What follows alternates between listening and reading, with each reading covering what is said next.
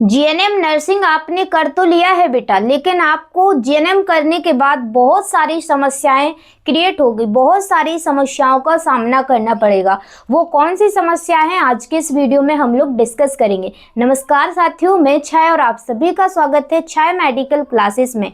आज के इस वीडियो के अंदर मैं सभी जीएनएम स्टूडेंट को बताने वाली हूँ कि बेटा आपने जीएनएम पास आउट कर लिया है, ठीक है। तो जीएनएम पास आउट करने के बाद आपको कौन सी समस्याओं का सामना करना पड़ेगा, तो आज के वीडियो के अंदर मैं डिस्कस करने वाली हूँ, ठीक है।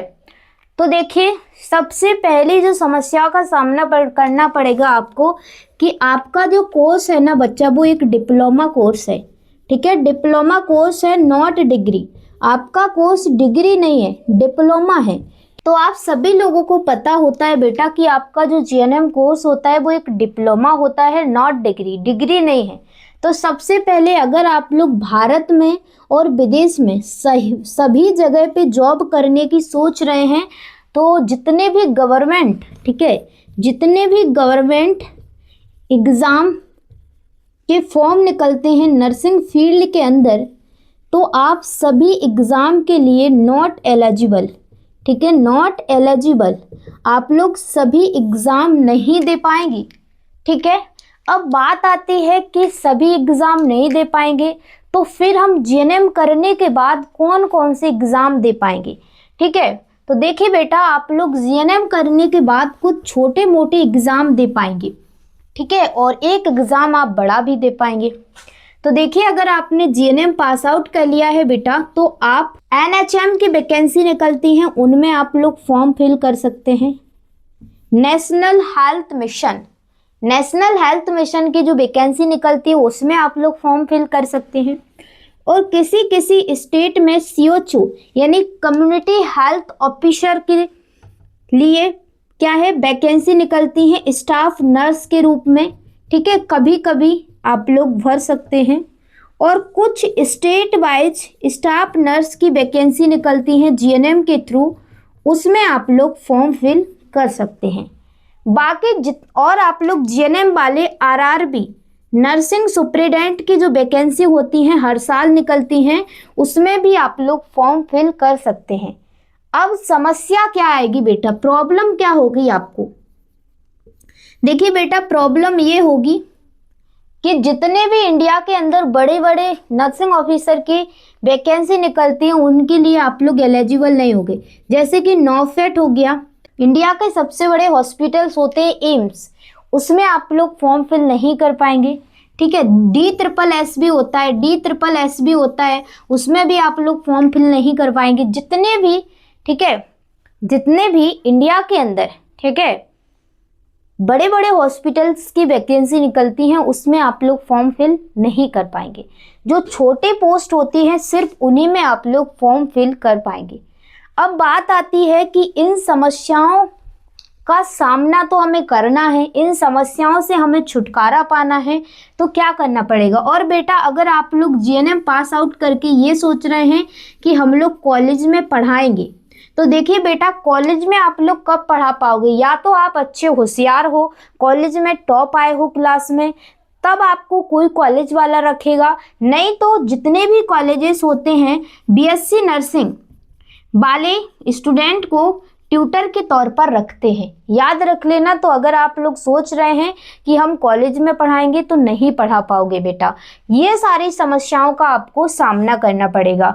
अब कई सारे स्टूडेंट बोलते हैं कि दीदी इन समस्याओं का हमें सामना करना है, इन समस्याओं से हमें छुटकारा पाना है जीएनएम करने के बाद भी।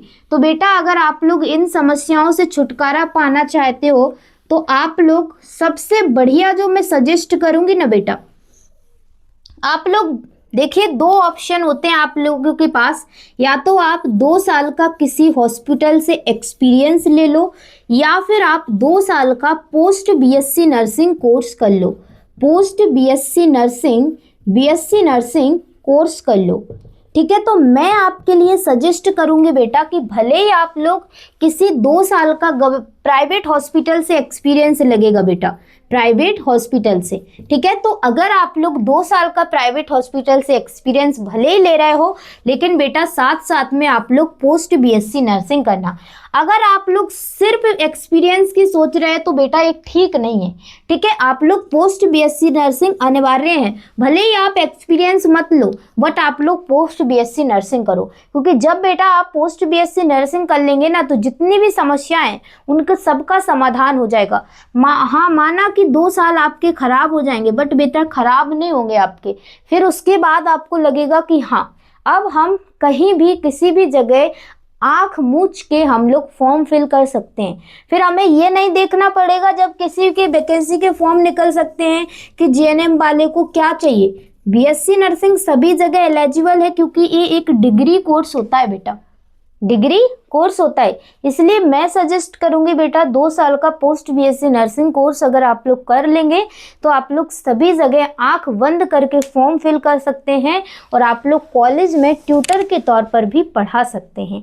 ठीक है बेटा, बाकी आपका कोई भी सवाल है, डाउट है, सैलरी से रिलेटेड मैं वीडियो बना दूंगी कि जीएनएम के बाद कितनी सैलरी मिलती है, बीएससी नर्सिंग के बाद कितनी सैलरी मिलती है प्राइवेट और गवर्नमेंट हॉस्पिटल में, वो मैं नेक्स्ट वीडियो में आप लोगों को बता दूंगी। ठीक है ना, डन। तो आप लोग अगर मेरे डिजिटल बोर्ड डोनेशन के लिए बेटा आप लोग डोनेशन देना चाहते हैं तो देखिए आप लोग दे सकते हैं। ठीक है ना, तो देखिए डोनेशन क्यों मांग रही हूँ बेटा, क्योंकि मैं ना गरीब बच्चों को, देखिए मेरी माँ की तबीयत खराब हुई है तो वह 5-6 महीने बेटा कहीं नहीं जा सकती।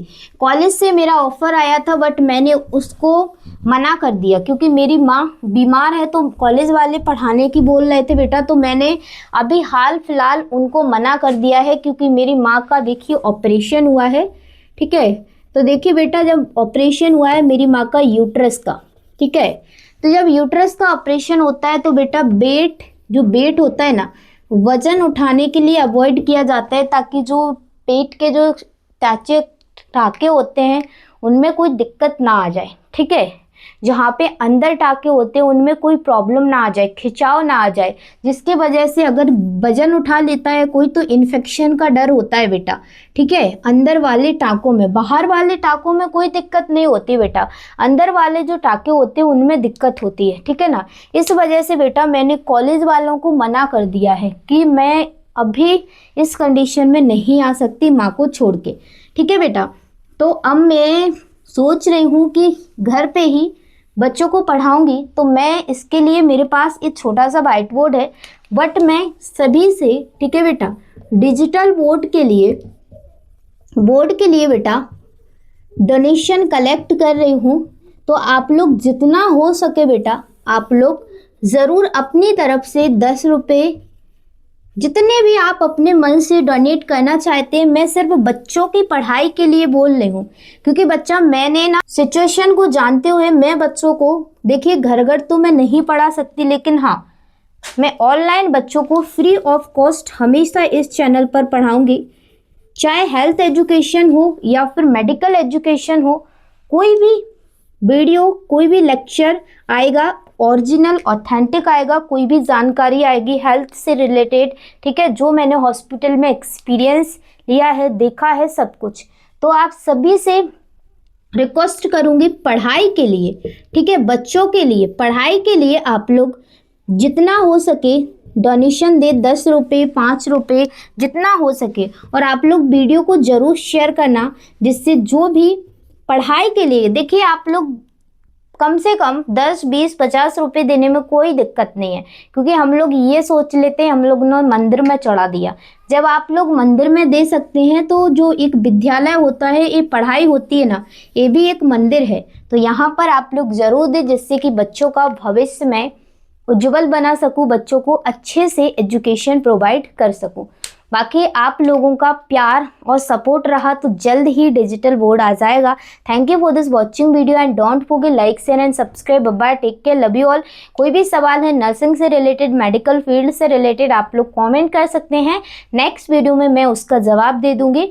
अब मेरी माँ की जो कंडीशन है वो स्टेबल है, अच्छी है, ठीक है। तो अब मैं कोशिश करूंगी कि डेली आपके जो भी डाउट हैं उनको लेके वीडियो के थ्रू आपको प्रोवाइड कर दूंगी। मिलते हैं नेक्स्ट वीडियो में। चलिए पढ़ते रहिए, हमेशा मुस्कुराते रहिए, हमेशा खुश रहिए। Bye bye.